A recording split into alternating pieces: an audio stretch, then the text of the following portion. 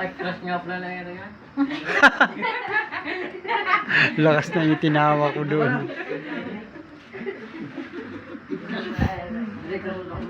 Tigil. Papasalamat sir. Si Ira. Ako po yung nagpapasalamat sa Praise God. Kahit mga sakit ako ay pinapunta pa rin sila po ako dito. Miss.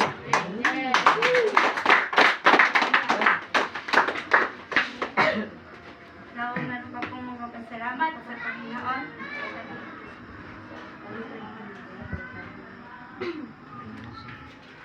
So, praise God at ang lahat po sa atin sa lugar po ng Kupa ay tunay po na nahayag na po ang kabutihan po ng Diyos sa kanila po mga buhay. At tunay nga po na napakaligaya po na parang nabahagi po kabutihan po ng Diyos sa ating pong buhay. Kaya naman po, dahil po tayo ay nasiyahan at tuwa sa ating pong mga pasalamat sa Diyos, ay tayo naman po ay patuloy na pagpaparay at patuloy po na bibigyan po ng Diyos ng revelasyon mula sa kanyang mga salita na dadalhin po na kanya pong lingkod na si Pastora Vicentes. Palapakan po natin ang Diyos. Amen. Hallelujah.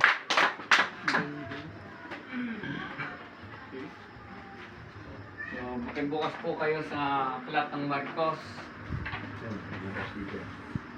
Chapter 16, verse 15.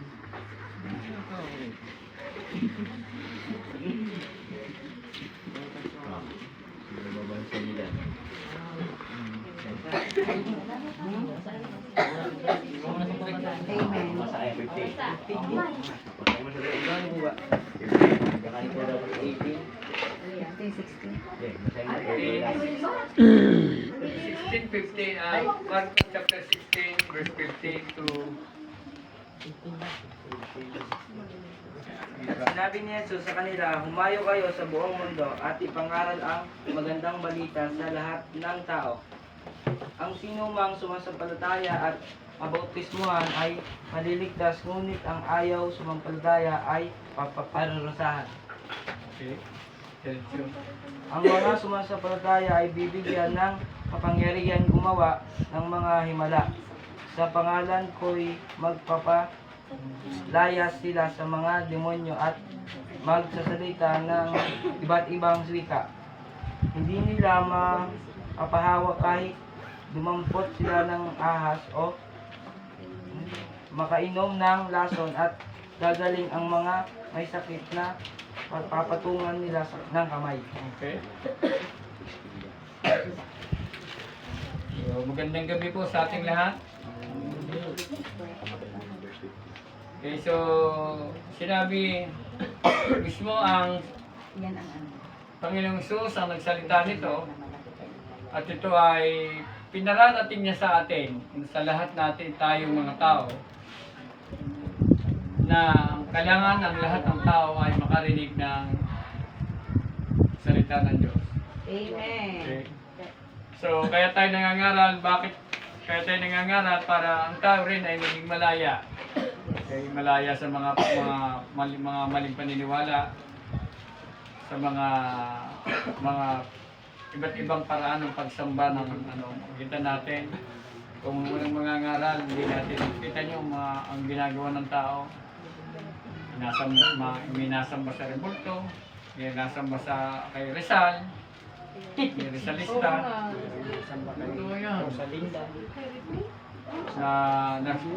yung si Rizal mismo na bayani natin, meron silang meron talaga sinasimbahan, Rizalista. At meron din namang sumasamba sa mga tulad natin, meron nasamba sa mga Buddha. Ano yung Buddha? Sa Buddhism ng China, Japan. Nakita natin, sinasamba nila yan. Ha? Mga Hinduism po. Yeah, mga Hinduism, mga Buddhism, Hinduism, nakita natin yan. So, Shintoism. tapos yung bayani natin na si Jose Rizal, si Dr. Gato Jose Rizal, ay sinamba rin ng tao. Na hindi naiintindihan ni Dr. Jose Rizal kasi sinasamba ng tao. Yun ay isang malaking pandilingan ni Satanas. Isang malaking pandaraya kaya mayroong pangangaral. Sasabi rito sa verse 15, at sinabi ni Jesus, sa kanila humayo kayo sa buong mundo at ipangaral ang magandang balita sa lahat ng tao. Humayo, lahat po tayo ay inatasan ng Diyos. Ang lawak po ng ibig sabihin ng malawak ay mismo ang Panginoong Sus ang nag-uutos sa atin. Anong iniutos niya sa atin? Humayo. Ano ibig sabihin ng humayo?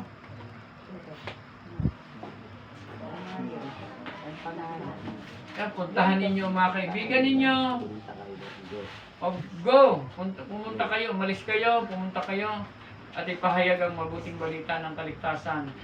Alam nyo, dito pa lang sa talatang ito, baka tayo ay makita natin na napakalawak ng pag-aaral na ito. Kasi dito sa pag-aaral nito, mismo ang Panginoong Sus ang nagsabi rito na sinabi ni Jesus, sumayo kayo sa buong mundo at ipangaral ang magandang balita sa lahat ng tao. Ipangaral sa lahat ng tao. Bakit kailangan sa lahat ng tao? Kasi lahat ng tao ay ligaw. Totoo po yun, lahat ng tao ay ligaw. Kaya mismo ang Panginoong Sus ang nagsabi na humayo kayo at ipangaral ang magandang balita sa lahat ng tao. Lahat ng tao ay ligaw.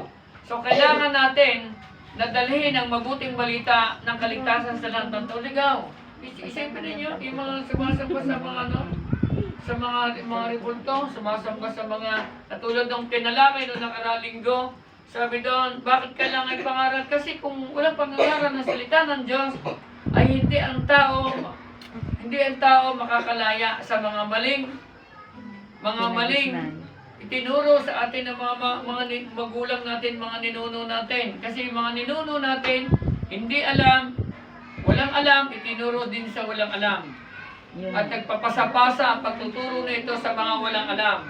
Kaya tayo ay pinaglaruan ni Satanas. Pinaglaruan talaga tayo. Kaya nga, ang tao, hanggang ngayon, tapos na, hindi pa rin natatapos ang henerasyon, pero ang nakakalungkot dito, tuloy-tuloy pa rin sa mga henerasyon natin ng mga gumagawa ng mga pagsamba sa mga rebulto, mga Diyos-Diyosa. Kaya nga tayo ay nangangaral. Pero, merong hangganan na. Kaya nga sabi doon, anong hangganan? Kasi sa huling panahon, doon na ibabagsak ng Diyos sa kanyang puot o hatol sa lahat ng tao. Hatulan na yun. Yung lahat ng mga sumamba sa rebulto, itatapon doon sa dagat-dagatang apoy. Tatapon. Ano yung larawan ng dagat-dagatang apoy? Yung walang katapusang paghihirap ang Diyos. Ano yan? Ito yung mga tao na natiling bulang sa katotohanan. Kaya nga makikita natin ito.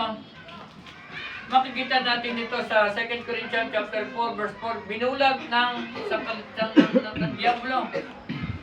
Kita niyo hanggang ngayon. Ilang henerasyon na ako. Hanggang ngayon, iyon pa rin. Ilang henerasyon na dumating sa akin. Marami ng henerasyon ang dumating. Pero hanggang ngayon, hindi pa rin napuputol ang pagsamba. Kita niyo, may pagsamba sa mga Buddha, may mga Alkansya, na sunod-sunod ang Hinduism, Buddhism. Maraming wisdom yan. Oh, kita niyo? So, lahat yan, pati nga si Rizal sinamba. Malaking, at isipin ninyo, ang daming tao na mapapapunta sa apoy ng impyerno. Ang daming mapapahama. Lalo na yung mga, kita nyo yung mga, lalo na yung mga patuloy na nabulag sa pagsamba sa mga rebulto. Ayaw natin, diba sabi doon, ayaw natin, sabi ng Bible ay mararanasan ng sumpa. Kahit, sabi doon, mararanasan ng sumpa, ang sumpa ng mga taong ayaw kumilala sa totoong Diyos. Mararanasan yun. Ano yung sumpa? Kita nyo yung sumpa, ano yung sakit, karamdaman, kahirapan. Ang daming sumpa na hindi naiintindihan ng tao. Kasi ipinilanggo na tayo ng mga maling katuruan ito. Nabulag na tayo sa mga katotohanan ito. Tama ba? At ang katotohanan ito, ang patuloy na binanggo sa tao. Kinukulong ang lahat ng tao. Sino nagkukulong nito? Si Satanas. At kaya kailangang ang lahat ng tao ay makalaya. Hindi makakalaya ang tao kung walang pangangaral. At mismo ang Panginoong Hesus ang nagtuturo. Tingnan nyo, kahit mismo ang Panginoong Hesus mismo mula sa bibig niya, tingnan natin, hindi na ang mga apostol ang nagsalita nito mismo from the mouth of our Lord Jesus Christ. Sinabi niya na kailangan kayo humayo. Bibig niya ni Jesus, sa salita na ni Jesus, ang nanggaling ng lahat ng ito. Nang sabi niya, tahasan niyang sinabi, tinutusan ng lahat ng tao na ihumayo at ipangaral ang mabuting balita sa lahat ng tao. Bakit lahat ng tao? Dahil ang lahat ng tao ay alipin ng kasalanan. Lahat ng tao ay bulag sa katotohanan. Lahat ng tao ay mangmang sa salita ng Diyos. Lahat ng tao ay mapapahamak. Lahat ng tao ay mapapunta sa impyerno. Lahat ng gumagawa na yan ay mapapunta sa impyerno. Subalit hindi titigil ang Diyos na hindi siya gumawa ng paraan para tayo maligtas. Amen. Gagawa ang Diyos ng paraan para ang lahat tayo maligtas. Ano yung paraan na ginawa ng Diyos? Kailangan niyang ipadala ang Panginoong Kristo na nagkatawang tao at walang iba kundi si Jesus. Ang Panginoong Jesus narito sa lupa, mismo siya ang gumanap. Mismo siya ang gumawa nito na ipangaral ng salita ng Diyos. Pero may mga taong tumanggi. May mga taong siya ay nireject. At may mga taong hindi siya pinaniwalaan. Kahit sa panahon natin ngayon, hanggang sa kasalukuyan, marami pa rin ang hindi naniniwala. Nakakaawa ang mga taong ganito na nananatiling bulag. At ang sabi ng 2 Corinthians 4:4, binulag ng sanlibutan ito ang mga mata, isip, puso ng tao. Kapag ang tayo nanatiling bukas, gustong-gusto. Kapag ang tayo nanatiling sarado, at gustong-gusto ni Satanas, ng lahat ng tao ay mapapunta sa impyerno. Gusto niyo ba yan? Pastor, pwede ako makasagot. Opo. Paano halimbawa, Pastor, paliwanag ko lang. Paano halimbawa, Pastor, yung Romano? Di kayo ay maraming nasimba sa Katolik. Paano kung di kayo puro rebulto? Ibig sabihin nyo, lahat ng nasamba dyan ay parang useless. Wala ho. Bible mismo. Napakarami ho palang Yes! mapunta sa Impyerno. Impyerno, totoo po yun. kung ino ang ating pagbabasihan. Tingnan niyo. Dito po sa Kuya Felix, anong saysay ng kamatayan ng Panginoong Hindi Hesus? ho lang 100, kundi 1,000. Ang Milyon po. Milyon milyon po. lang, milyon. Oo. Kabalaya, Mapalian, Nasugbo, Mer- meron ho tayo ng simbahan lahat. Buong mundo po, milyon talaga. O, sige, okay lang. Kuya Felix. Opo. It's Dahil okay. sa explanation niyo. Kung bagay gano'n, hindi ko natin kaya ikaw na napakarami ko talaga. Hindi, Katolik sabi na- naman po ng Bible, Na- napakaraming tinawag. Ang lahat Tapos yung Sige, tuloy lang kayo. Okay. Hindi kaya napanood ho natin yung sa panahon na yan. Wala ko ngayon. ano yan? Napanood ho natin yung kay Moises. Hindi ka naman di ba meron siyang nailigtas. Ngayon, din nakuha niya. Tapos yung makita sa bundok, parang napanood ko lang sa TV. Bundok ng Sinay, Oh, tapos parang naggawa siya ng kalayang ba? Naggawa sila ng mga gintong akala.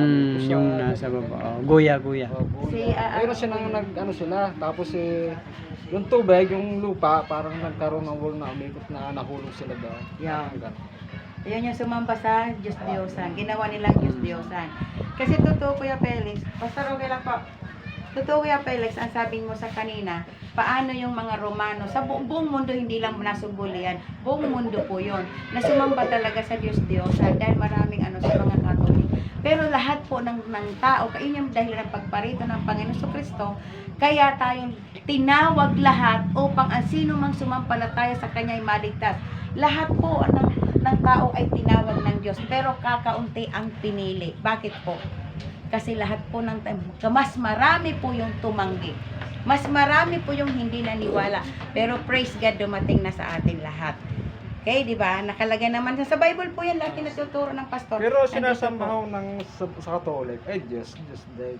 Sabi ko, Diyos surit ng kanilang. Kumbaga ang statue ay, kumbaga ay symbol lang yan, para makita nila ang Diyos. Ganun. Ang Diyos po ay espiritu. Oh. Pero ayaw, Ang rebulto ay yung nagsimula niyan sa Old Testament. ayun, nakita Na niyo. iniligaw ni Satanas ang lahat ng tao. Kaya nga doon sa panahon ng Moises, gumawa si Aaron ng rebulto. Kita niyo? Kanya po ha, doon nung nagsimula. At sa paggawa nila ng rebulto, doon nagalit ang Diyos. Ang Diyos po ay hindi natin siya pwedeng gawing larawan na ikanyo ay simbolo ng, hindi po pwede. At kahit si Maria, na ating kinikilalang nanay, tama? Hindi siya nilulurang. Ang sabi doon, di ba? Ang sabi doon, huwag kayong luluhod, huwag kayong sasamba sa lahat ng inanyuan ng tao. Sa dyan. Kita ninyo ha, huwag kayong luluhod sa lahat ng inanyo ng tao. Tingnan nyo po. So, ang Diyos ay namumuhi, nasusuklam.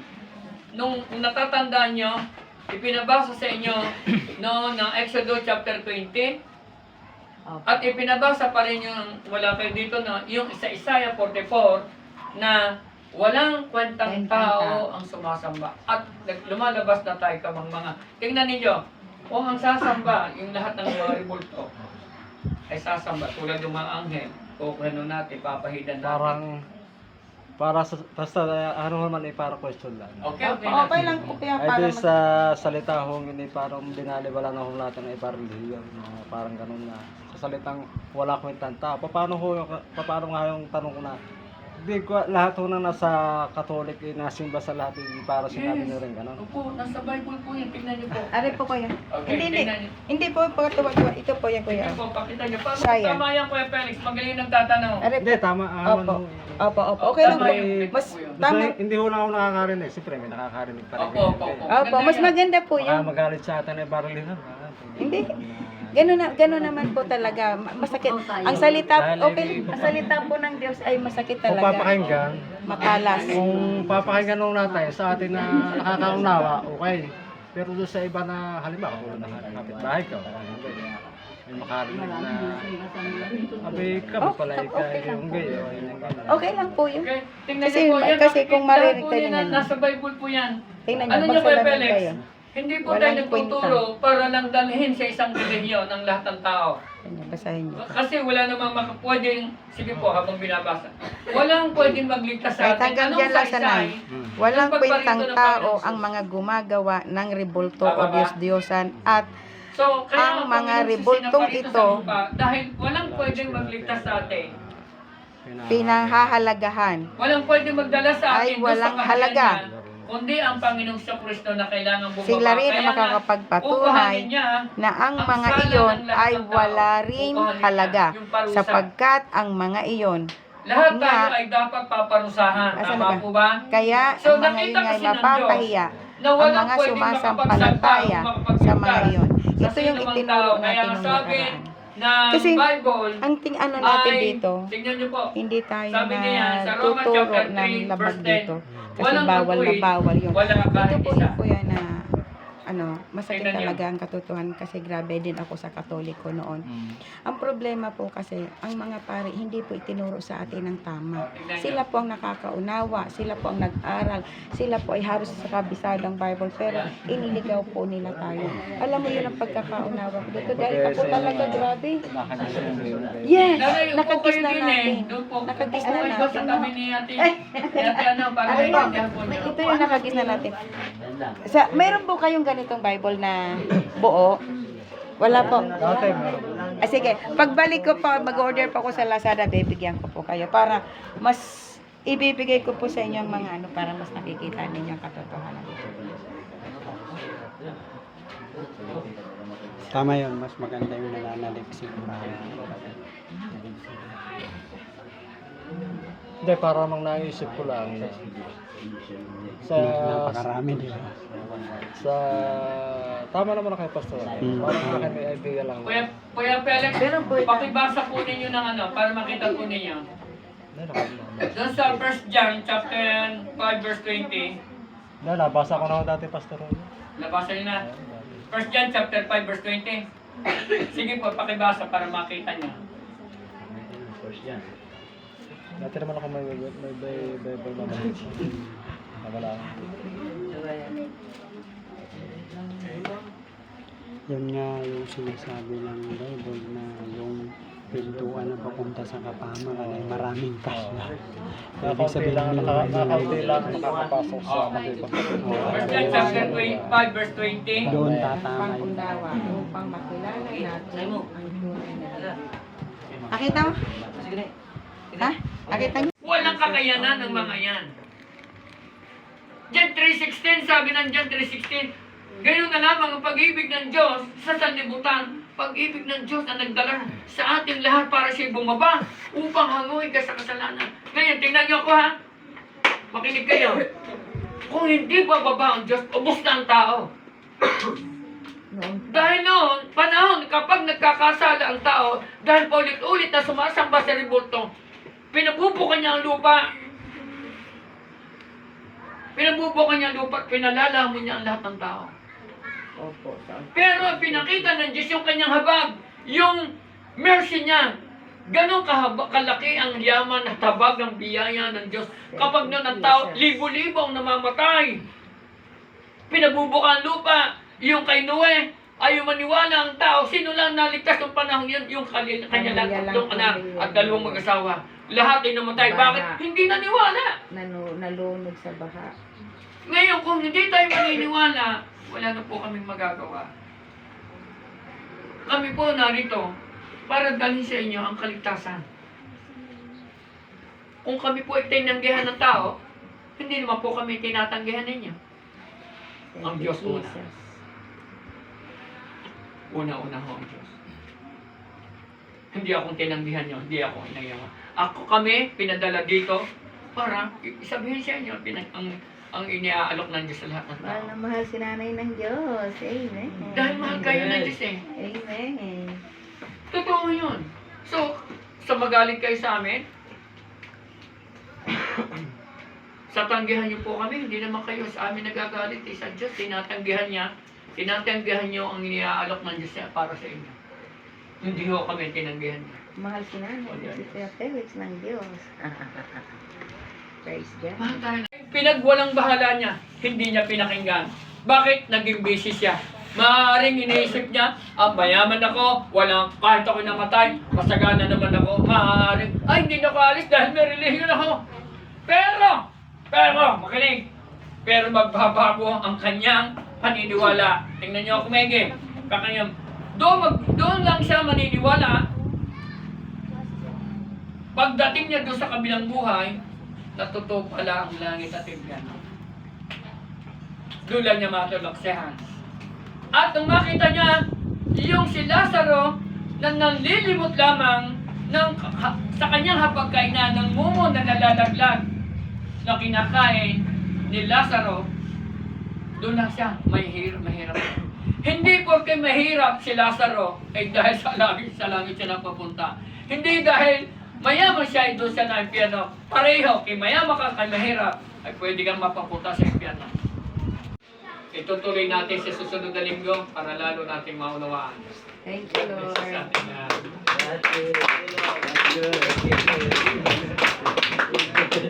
ating, isipin ninyo. So, salamat din po, Kuya Felix. Ano po? Salamat po sa inyong mag-ina. Sa mga tanong.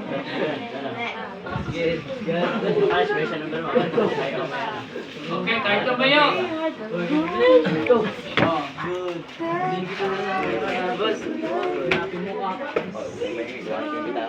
Ilagay ang kanang kamay sa dibdib. Tayo nanunumpa sa Diyos. Hindi lang ang mga nanunumpa, tayo rin lalo ng mga anak ng Diyos. Amen. Natuto pa rin natin ang pinag-uutos Ang ng vlogger dito Okay, handa ba kayo sumunod sa Diyos? Amen. Okay, sumunod kayo sa akin. Panginoong Jesus, narito po ako. Binibigay ko po ang buhay ko sa iyo. Kung paano mo binigay ang buhay mo sa akin, namatay ka, na buhay para sa akin, para ako'y ligtas sa tiyak na kapahamakan, sa galit at pot mo. Ginawa mo ang lahat ng ito upang ang isang katulad ko na marumi, makasalanan, bubuhay sa kadiliman, ay hahanguin mo, aalisin mo sa kapahamakan at sa apoy ng impyerno. Panginoong Hesus, salamat po dahil natanggap ko ang kaligtasan ang pinagkaloob niyo sa akin sa pamamagitan ng Panginoong Hesus. Salamat po. Tinanggap niyo ang isang katulad ko. Ako'y nangangako. Simula sa araw na ito, ang mga narinig ko at pinag-uutos mo sa akin ay tutuparin ko. Nahahayo ako, pangangaral ko ang mabuting balita ng kaligtasan. Ako ay nakakapagmahal.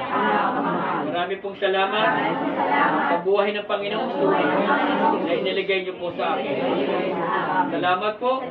Simula sa araw na ito, nananalangin ako ang mga kaluluwa dadalhin ko sa iyong pahanan. Sa iyong pahanan.